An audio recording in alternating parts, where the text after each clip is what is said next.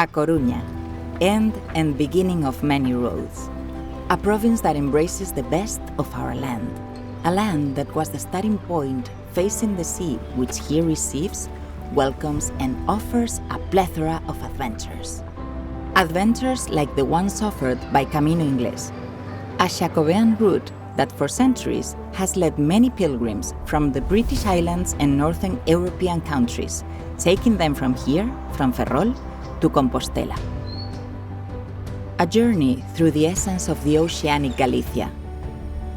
A sensory trip in which the smell of saltpeter, the sound of the fog, the touch of the stone, the voice of the wind, the flavor of its people leave a mark. Facing south, going through historical villages with an amazing heritage, such as Pontedeume. Resting places where local delicacies and the sweetness of their neighborhoods give the wayfarer what they need to regain strength and to fill the backpack with affection.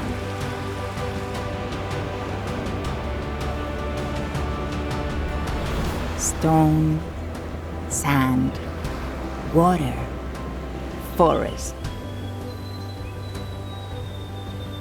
Inland, the walker delves into history, into the grandeur of treasure towns like Betanzos,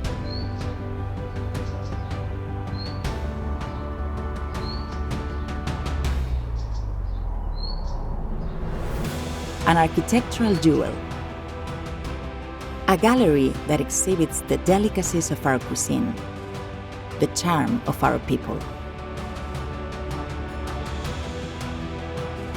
Camino Inglés, an adventure that was also born in Herculean lands.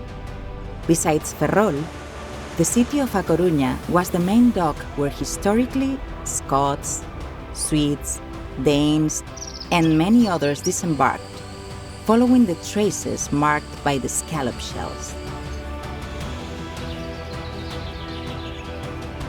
Gastronomy, heritage, cozy accommodation, and lots of nature. The pilgrims follow their course along the rivers of the Oroso Council, where they find the last rest before reaching the glory. From north to south, the Camino Inglés offers a journey of 112 kilometers from coastal Galicia to its heart, Santiago de Compostela.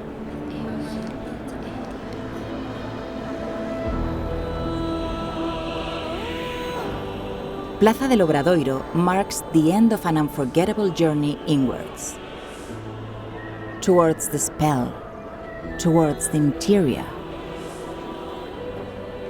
But it also marks the beginning of a new journey.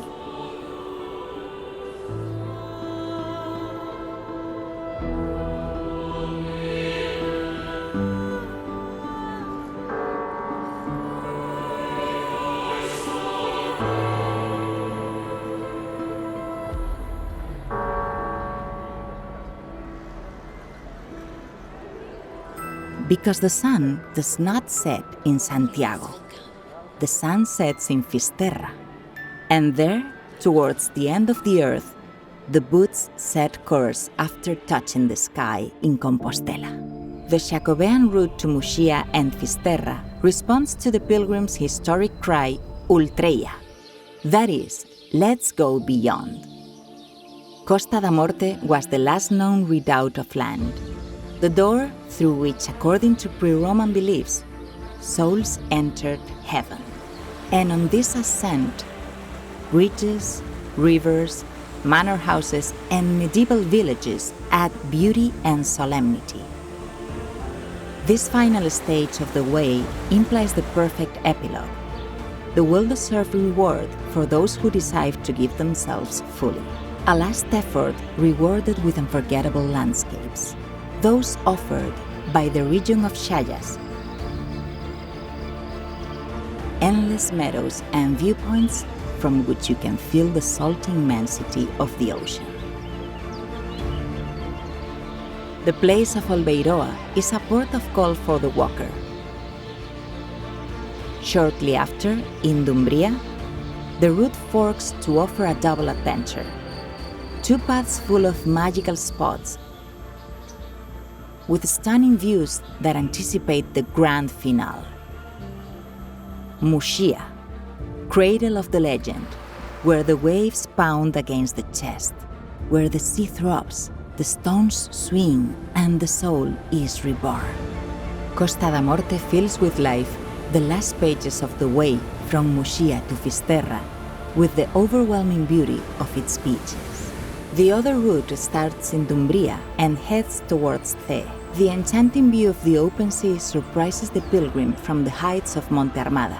Down below, awaiting them, you will find seafaring villages, unforgettable postcards of an estuary that tells epic stories of shipwrecks and storms. The coast guides the last steps of the Camino to the charming village of Corcubión. It is the prelude to an unforgettable ending, Fisterra, which welcomes the weary pilgrim in their best clothes.